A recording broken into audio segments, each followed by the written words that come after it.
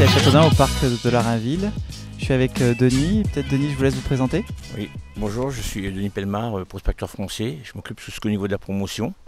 Voilà, mon but c'est de développer, enfin d'essayer de développer la ville de Châteaudun avec un gros promoteur que j'ai déjà trouvé.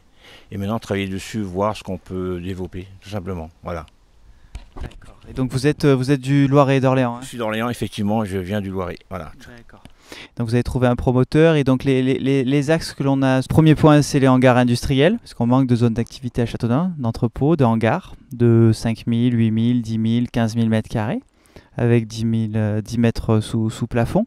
Donc l'idée c'est de faire des hangars avec un promoteur pour attirer des entreprises, des Hauts-de-Seine, des Yvelines, de la zone francilienne, avec notre foncier moins cher, c'est-à-dire à la fois la ZRR et le fait qu'on est à 8 à 10 euros hors taxe du mètre carré ici. On est à 60 à Chartres, 60 euros hors taxe pour le terrain et à combien dans le Loiret? 150 euros du mètre, voilà, dans le Loiret. Dans le Loiret à Orléans. Et donc l'idée c'est de, voilà, il développerait ses hangars, il les commercialiserait en les vendant à des entreprises. Et celles-ci, ces PME, ces ETI viendraient s'installer à Châteaudun et dans le Grand Châteaudun. Voilà. Puis trouver du personnel pour travailler, voilà, tout simplement. Développer de l'emploi et créer une dynamique économique dans de l'industrie, la cosmétique, la pharma, d'autres industries dans le Dunois. Le deuxième axe, c'est on avait dit un hôtel. Ouais. Un hôtel 4 étoiles de charme. Entre 50 et 70 chambres, c'est ça à peu près. Sur l'hôtel, l'idée, ça serait peut-être l'hôtel Dieu. L'hôtel Dieu, puisqu'on a un bel espace. Un très bel espace d'ailleurs même. Ouais. Ouais.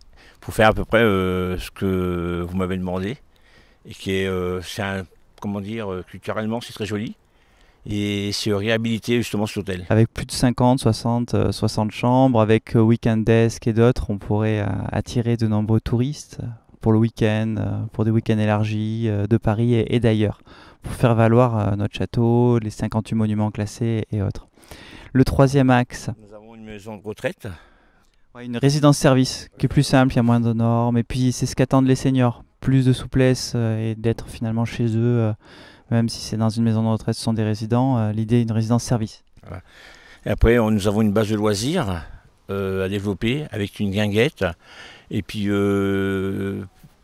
différentes choses comme des barques. Qu'est-ce qu'il y a encore? On avait dit, on a soumis encore.